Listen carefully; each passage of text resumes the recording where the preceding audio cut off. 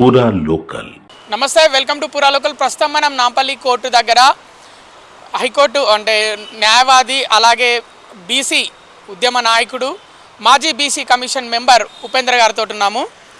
చెప్పండి, ఇప్పుడు 42% బీసీలకు 42% రిజర్వేషన్ల కోసం ప్రభుత్వం ఆర్డినెన్స్ తీసుకొస్తామని చెప్తుంది. గతంలో ఇలా ఎప్పుడైనా ఆర్డినెన్స్ తీసుకొచ్చి అంటే ఎన్నికలకు పోయినట్టు దాఖలాలు ఉన్నాయా? ఇప్పుడు ఆర్డినెన్స్ తెస్తే అది అంటే ఉండే విధంగా లేదు లీగల్గా. గతంలో కూడా మనము బీఆర్ఎస్ గవర్నమెంట్లో ఆర్డినెన్స్ ఉండే ఆర్డినెన్స్ని వాళ్ళు ఛాలెంజ్ చేశారు. హైకోర్టులో ఛాలెంజ్ చేస్తే స్టే అంటే మళ్ళీ సుప్రీంకోర్టుకు వెళ్ళాం. సుప్రీంకోర్టు వెళ్ళినప్పుడు ఈ Krishnamurthy case union of India దాంట్లో ఇవన్నీ అడ్డం రావడం ద్వారా మీరు ట్రిపుల్ టెస్ట్ చేయలేదు కాబట్టి మీకు ఉన్న రిజర్వేషన్ కూడా పోతుంది, మరి విత్డ్రా చేసుకుంటారా లేకపోతే ఇట్లా కంటిన్యూ చేస్తారా అని అంటే అప్పటికప్పుడు మనం దాన్ని విత్డ్రా చేసుకొని ఎస్సీ ఎస్టీలకు పోను లోపల బీసీలకి రిజర్వేషన్ కొరకు ఆ రోజు మనం వెనకకు రావడం జరిగింది. కాబట్టి ఇప్పుడు కూడా మనకి మన బీహార్లో చూస్తే బీహార్లో కూడా వాళ్ళు కులగణన చేశారు, రిజర్వేషన్లు పెంచనీకి విద్యా ఉద్యోగాలలో పెంచారు. పెంచినప్పుడు ఏమైంది, అక్కడ కూడా పూర్తి స్థాయిలో కులగణన చేసిన తర్వాత 100 సార్లు సమీక్షలు పెట్టి ముఖ్యమంత్రి గారు, చీఫ్ సెక్రటరీ, జిఏడి ఆధ్వర్యంలో చేశారు. వాళ్ళు అన్నీ కరెక్టే చేశారు. ఎవరికి ఇండ్లు ఉన్నాయి, ఎవరికి ఇండ్లు లేవు, ఉద్యోగం ఏంటి, చదువు ఏంటి, వాళ్ళ జీవన ప్రమాణాలు ఏంటి, వాళ్ళ కుటుంబాలు ఏంటి, వాళ్ళ కల్చర్ ఏంటి, వాళ్ళ ఏ దేవుళ్ళను మొక్కుతారు, వాళ్ళ పండుగలు ఎట్లుంటాయి, ఇవన్నీ కూడా చాలా ఒక ప్రణాళికాబద్ధంగా చేశారు. వాళ్ళు చేసి రిజర్వేషన్ పెంచారు. బీహార్లో పెంచితే ఏమైంది, ఆర్డినెన్స్ ద్వారా పెంచారు కాబట్టి అక్కడ డెడికేటెడ్ కమిషన్ లేదు కాబట్టి దాన్ని పాట్నా కోర్టు ఆపేసింది. కాబట్టి ఈ విద్యా ఉద్యోగాల రిజర్వేషన్లు కానీ లేకపోతే లోకల్ బాడీ విషయంలో కానీ గతంలో మన మధ్యప్రదేశ్, మహారాష్ట్ర, ఛత్తీస్గఢ్ ఇవన్నీ చూస్తున్నప్పుడు ఆర్డినెన్స్ ద్వారా ఎక్కడ కూడా సక్సెస్ కాలే. కాబట్టి వీళ్ళు ఆర్డినెన్స్ అని చెప్పినారు. ఈ ఆర్డినెన్స్ అని చెప్పి ఇక్కడ గవర్నర్ గారికి పంపినారు. ఇప్పుడు గవర్నర్ గారు అది లీగల్ ఒపీనియన్ కొరకు కేంద్రానికి పంపిరు, హోంశాఖకు పంపిరా లేకపోతే న్యాయశాఖకు పంపిరా, అది రాలేదు. కాబట్టి ఆర్డినెన్స్ ద్వారా ఎలక్షన్ జరుగుతుందని మేము అనుకోవట్లే, బీసీలకు న్యాయం జరుగుతుందని కూడా మేము అనుకోవట్లే, జరగదు కూడా. లీగల్ పొజిషన్ చెప్తున్నాం మేము. మాకు తెలిసినంత వరకు ఆర్డినెన్స్ ద్వారా ముందుకు పోతే ఇబ్బందులు అవుతాయి. ఆర్డినెన్స్ కనుక ఎవరన్నా ఛాలెంజ్ చేస్తే ఆర్డినెన్స్ స్టే అన్నాడు అనుకోండి హైకోర్టు, అప్పుడు ఏమవుతుందంటే ఓన్లీ ఎస్సీ ఎస్టీలకు మాత్రమే రిజర్వేషన్లు ఉంటాయి, బీసీలకు రిజర్వేషన్లు ఉండవు. అవన్నీ కూడా జనరల్ కింద వెళ్ళిపోతాయి. గతంలో మధ్యప్రదేశ్లో కూడా అట్నే అన్నారు. మళ్ళీ అంటే అప్పుడు వాళ్ళు పర్మిషన్ తీసుకొని మళ్ళీ అప్పటికప్పుడు డెడికేటెడ్ కమిషన్ వేసుకొని మళ్ళీ లెక్కలు చేసి మళ్ళీ సుప్రీంకోర్టులో రివ్యూ పిటిషన్ వేసి సుప్రీంకోర్టుని సాటిస్ఫై చేసిన తర్వాత సుప్రీంకోర్టు నమ్మిన తర్వాత మీరు చేసుకోండి అంటే 50% లోపల ఎస్సీ ఎస్టీలకు పోను బీసీలకు వచ్చింది. కాబట్టి ఆర్డినెన్స్ అనేది ఉంటుంది అని చెప్పేసి దాని ద్వారా ఎలక్షన్ జరుగుతుంది, బీసీలకి న్యాయం జరుగుతుందని మాత్రం మేము అనుకోవట్లేదు, జరగదు కూడా. మరోవైపు ప్రభుత్వము బీసీలు 56% ఉన్నారు అని చెప్తుంది. మరి 56% ఉన్నప్పుడు 42% రిజర్వేషన్లు కనిపించడం పైన మీ అభిప్రాయం ఏంటి? అంటే వీళ్ళు ఒక పొలిటికల్ గేమ్గా దీన్ని తీసుకున్నారనమాట. కాంగ్రెస్ పార్టీ ఆ రోజు ఎలక్షన్ మేనిఫెస్టోలో అంటే అందరూ జోన్లకే పోతున్నారు. ఇప్పుడు ఆయన ఒక్కడు అది ఎలక్షన్ మేనిఫెస్టోలో పెట్టడం వల్ల 42% అంటున్నారు. అసలు ఈ కావాల్సింది ఈ దేశంలో ఏంటి అంటే ఎవరి జనాభా ఎంత ఉందో అంత శాతం కావాలనేది బీసీ సంఘాలుగా బీసీ ప్రజలుగా ఉన్నటువంటి ఒక వాదం ఇది. మేమెంతో మాకంత. రాహుల్ గాంధీ గారు కూడా జోడో యాత్రలో ఎవరెంతో వాళ్ళకంత అనేది ఒకటి మాట్లాడుకొచ్చాడు. అంటే ఇది కొంచెం ప్రబలంగా పోయింది పబ్లిక్లో. కానీ ఇక్కడ ఏం చేశారు, ఇక్కడ తెలంగాణకు వచ్చేసరికి 42% అనేది వీళ్ళు పెట్టినారు అది. కానీ వాస్తవానికి 56% పైగా ఉన్న బీసీలకి 56% రిజర్వేషన్లు ఇవ్వాలి, తప్పేం లేదు.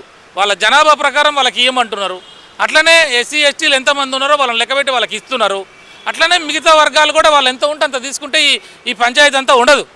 కాకపోతే ఏంటంటే వీళ్ళకి రాకపోవడం వల్ల కొంచెం పర్సంటేజ్ పెంచడం ద్వారా ఈ వర్గాలని బుట్టలో వేసుకోవచ్చు, ఈ వర్గాలని ఓట్ల రూపంలో తీసుకోవచ్చు, ఈ ప్రజల్ని ద్వారా ఓట్లు వేయించుకొని సీట్ల మీద కూర్చోవచ్చు అనే ఒక కుట్రలో భాగంగానే. కానీ ఇది ఎక్కడ కూడా చెప్పలేదు, ఇది కేవలం ఒక డ్రామా. ఇంకోటి ఏంటంటే సుప్రీంకోర్టు రిజర్వేషన్ 50% దాటొద్దు అన్నారు. అంటే సుప్రీంకోర్టును కూడా మేము దాటి మేము ముందుకు పోతున్నాం అంటే ప్రజా శ్రేయస్సే మాకు ముఖ్యము, ప్రజల న్యాయమైన వాటా కొరకు మేము పనిచేస్తున్నామని చెప్పి నమ్మకం కలిగించడం కొరకు మాత్రమే డ్రామా ఆడిరు. కానీ సుప్రీంకోర్టు జడ్జిమెంట్లు అనేవి ఉన్నాయి, కానీ దీన్ని అధిగమించడానికి కొన్ని ఉన్నాయి కానీ వాళ్ళు దాన్ని ప్రాపర్గా చేయకుండా ఒక పొలిటికల్ గేమ్గా దీన్ని ముందుకు తీసుకుపోతున్నారు. మరి ఇటు ముఖ్యమంత్రి ఏమో అక్కడ పార్లమెంట్ దగ్గర దీక్షలు ధర్నాలు నిరసనలు చేస్తామని చెప్తున్న పరిస్థితి బీసీ 42% రిజర్వేషన్ల కోసం ఎట్లా చూస్తారు మరి? ఇప్పుడు అదే నేనేమంటున్నా, నువ్వు నిజంగా ఆర్డినెన్స్ తీసుకొచ్చి ఇస్తానన్నావు, ఆర్డినెన్స్ ద్వారా సక్సెస్ అవుతుంది, మేము లీగల్ ఒపీనియన్ తీసుకున్నాం, ఎక్స్పర్ట్స్తో మాట్లాడినాం అని చెప్పేసి ఆర్డినెన్స్కి మేము ముందుకు పోతున్నాం, ఉభయ సభల్లో తీర్మానం చేసుకున్నాం, చట్టం చేసినాం, క్యాబినెట్ పెట్టినామని చెప్పినాడు. మరి ఏది ఆర్డినెన్స్? మరి ఎమ్మటే పండగలు తెల్లారి పండగలు చేసిరు కదా, మిఠాయిలు తిన్నారు కదా, టపాకులు కాల్చిరు కదా, ఎగిరిరు దునికిరు రంగులు పూసుకురు కదా, మరి దాని ద్వారా అయితే ఇలా ఎందుకు మరి ఆగింది? ఆర్డినెన్స్ నీ చేతిలో పనే కదా, నువ్వు టక్కున తీసి ఎలక్షన్కి పోవాలి కదా. మరి గవర్నర్కి పంపినావు, గవర్నర్ కేంద్రానికి పంపిండు, మళ్ళీ అది అక్కడికే పోయింది. మళ్ళీ నువ్వు ఇక్కడ ఉభయ సభలలో నువ్వు తీర్మానం చేసిన అన్నావు, తీర్మానం చేసి మళ్ళీ గవర్నర్ ద్వారా మళ్ళీ కేంద్రానికి పంపినన్నావు, కేంద్రానికి పంపింది కూడా ఆర్టికల్ 31C కింద పంపినావు, ప్రొటెక్షన్ అడిగినావు, అది లీగల్గా ఇన్వాలిడ్. కాబట్టి నీకు గవర్నర్ ఇచ్చేది లేదు, రాష్ట్రపతి ఇచ్చేది లేదు, మళ్ళీ నువ్వు ఇప్పుడు కొత్త కార్యక్రమానికి తెరలేపావు. అంటే బీసీల జీవితాలని, బీసీల అంశాన్ని తీసుకొని ఓబీసీల అంశాన్ని నేనేదో ఉద్ధరిస్తున్నా అని చెప్పేసి ప్రభుత్వము బీసీల చిత్తశుద్ధితో ఉన్నదని చెప్పేసి ఇలా జంతర్ మంతర్లో బీసీల బతుకులు తాకట్టు పెడుతున్నావు. తాకట్టు పెట్టి అక్కడ ధర్నాలు చేసి అక్కడ రాష్ట్రపతిని కలిసి మంత్రులు కలిసి వివిధ రాష్ట్రాల ముఖ్యమంత్రులు కలిసి ఓబీసీకే మేమే కరెక్ట్ ఉన్నాం, మేము ఓబీసీ రిజర్వేషన్ పెంచడానికి కాంగ్రెస్ పార్టీ నిబద్ధతతో పనిచేస్తుందని చెప్పేసి ఇచ్చే కాడనే ఇయ్యవు, లేని కాడ పోయి డ్రామాలు చేయడానికి సిద్ధమైనవు. ఇవాళ జంతర్ మంతర్లో నువ్వు ధర్నాలు చేస్తే అవుతుందా?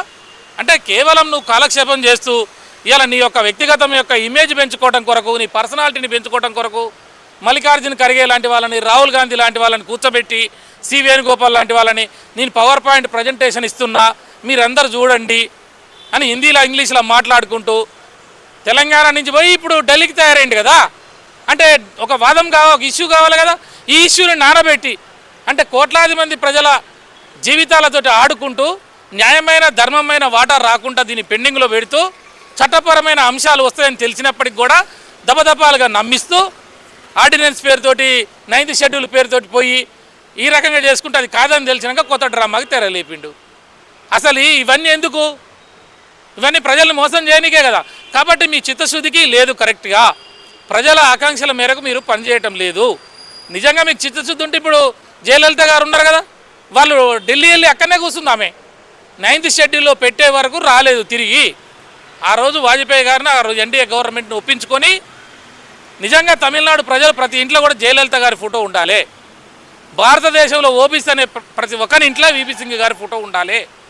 కానీ ఈరోజు ఏమవుతుంది అంటే మీరు వాళ్ళు చిత్తశుద్ధి ఉన్న వాళ్ళు ఆ రకంగా చేసిర్రు, వీపీ సింగ్ గారు కానీ జయలలిత గారు కానీ. కానీ ఇక్కడ ఏది చిత్తశుద్ధి? ఇక్కడ చిత్తశుద్ధి మనకు కనబడట్లేదు. కాబట్టి లీగల్ ఇష్యూస్ని ముందు పెట్టి, లేదంటే కేంద్ర ప్రభుత్వం పరిధిలోకి కొట్టినాం కాబట్టి భారతీయ జనతా పార్టీ పార్లమెంటులో పెట్టలేదు, రాష్ట్రపతిని ఒప్పియలేదు, 9th షెడ్యూల్లో తీసుకుపోలేదు కాబట్టి మమ్మల్ని ఏం చేయమన్నావు, భారతీయ జనతా పార్టీ అడ్డుపడ్డది అని చెప్పేసి అక్కడ చెప్తాడు. ఇక్కడికి వస్తే ఎవరన్నా ఆర్డినెన్స్ ద్వారా కోర్టులకు పోతే కోర్టు ఆపేసిందని చెప్తాడు. కాబట్టి తర్వాత ఏం చెప్తాడు, ఎంతో కొంత ఉన్నది నేను పార్టీ పరంగా ఇస్తానని అంటాడు. మరి పార్టీ పరంగా ఇవన్నీ ఇన్ని రోజులు ఎందుకు కాలయాపన చేసినట్టు? ఇలా కేంద్ర ప్రభుత్వం నుంచి వచ్చే నిధులన్నీ కూడా ఆగిపోయినాయి ఎక్కడికెక్కడికి. ఇలా బీసీ వర్గాల నుంచి ప్రజలు ఎప్పుడో సర్పంచులు, ఎంపీటీసీలు, జడ్పీటీసీలుగా 29,000 మంది ఈరోజు సంవత్సరం కిందనే ఐటోళ్ళు. Delay justice is delay justice. కాబట్టి నువ్వు వాళ్ళని కాకుండా చేసివి, కేంద్రం నుంచి వచ్చే డబ్బులు రాకుండా చేసివి, బీసీ ప్రజల జీవితాలను తీసిపోయి జంతర్ మంతర్ పురవీధులలో, ఢిల్లీ పురవీధులలో ఊరేగనీకి వాడుకుంటున్నారు కాంగ్రెస్ పార్టీ. గతంలో కాలాల్కర్ కమిషన్ చెప్పినా దాన్ని పక్కకేసిర్రు. తర్వాత మండల్ కమిషన్ రిపోర్ట్ ఇచ్చి వీళ్ళందరికీ విద్యా ఉద్యోగాలలో 27% రిజర్వేషన్లు ఇవ్వాలని అంటే దాన్ని కూడా తొక్కిపెట్టిర్రు ఇందిరాగాంధీ వాళ్ళు, తర్వాత రాజీవ్ గాంధీ వాళ్ళు. ఇప్పుడు ఇన్ని సంవత్సరాల తర్వాత వాళ్ళ మనవడు తయారై మేము తప్పు చేసినామని చెప్పేసి ముందుకు వస్తున్నాడు. సరే ఏమొచ్చినావో ఏమో, కనీసం అదన్నా లీగల్గా చేయి, ఇస్తానని అటనన్నా నిన్ను చేసిన తప్పులకి పశ్చాత్తాపం అవుతుంది. అది కూడా చేయకుండా ఉత్తనే గాలి వేషాలు వేస్తూ కింద వాళ్ళు చెప్పిన మాటలు నువ్వు వింటే నువ్వు కేంద్ర నాయకుడు ఎట్లయితావా? కేంద్రంలో ప్రతిపక్ష నాయకుడికి ఒక బాధ్యత ఉండాలి. అరే సుప్రీంకోర్టు జడ్జిమెంట్లు ఉన్నాయి కదా, ఆర్టికల్ 141 ప్రకారం ఒకసారి సుప్రీంకోర్టు జడ్జిమెంట్ చెప్తే అది మొత్తం ఫైనల్. దాన్ని ఎట్లా అధిగమించాలనేది మీరు చూడకుండా ట్రిపుల్ టెస్ట్లో Krishnamurthy versus union of India కేసులో చాలా స్పష్టంగా చెప్పినప్పటికీ కూడా డెడికేటెడ్ కమిషన్ విషయము ఇవి చెప్పాలి మేము లీగల్గా. కాబట్టి ఆ డెడికేటెడ్ కమిషన్ కూడా ఆర్టికల్ 340 ప్రకారం వేయాలి. అది ఆ 340 ప్రకారం వేయాలి. తర్వాత కమిషనర్ ఆఫ్ ఎంక్వైరీ యాక్ట్ 1952 ప్రకారం వేయాలి. దాని ప్రకారం లేదు. స్టాటిస్టిక్స్ యాక్ట్ 2008 ఉన్నది, దాని ప్రకారం లేదు. లేకుండా ఊకనే ఒక బీసీ వెల్ఫేర్ డిపార్ట్మెంట్ నుంచి జీవో తెచ్చిండు. ఫస్ట్ డెడికేటెడ్ కమిషన్ అపాయింట్ చేసిందే ఇల్లీగల్, అది ఎగిరిపోద్ది. అది ఎగిరిపోయాక ఆయన ఇచ్చినటువంటి రిపోర్ట్కి ఏముంటుంది, అది కూడా ఇన్వాలిడే. అంటే ఇట్లా చూసినా ఇన్వాలిడే. తర్వాత ఆయన చేసిన ప్రాపర్గా చేయలేదు. అది కూడా సింగిల్ మెన్ కమిషన్ అన్నాడు. సింగిల్ మెన్ కమిషన్కి దానికి చట్టబద్ధత లేదు, తర్వాత ఇన్ఫ్రాస్ట్రక్చర్ లేదు, తర్వాత దానికి సంబంధించిన సిబ్బంది లేదు, నిపుణులు లేరు, వాళ్ళు సర్వే డిపార్ట్మెంట్స్ లేవు. ఇవన్నీ లేకుండా ప్లానింగ్ డిపార్ట్మెంట్ వాళ్ళు చేసుకొచ్చిన దానికి ఈయన రూమ్లో కూర్చోబెట్టి సంతకం పెట్టించారు. ఇవన్నీ నిలబడతాయా? నిలబడవు. ఈయనని తీసుకురావటమే ఇల్లీగల్, పెట్టడమే, తర్వాత చేసింది ఇల్లీగల్. తర్వాత ఇన్ని పంచాయతీలు ఉన్నాయి మనకి సుప్రీంకోర్టు పోయేసరికి.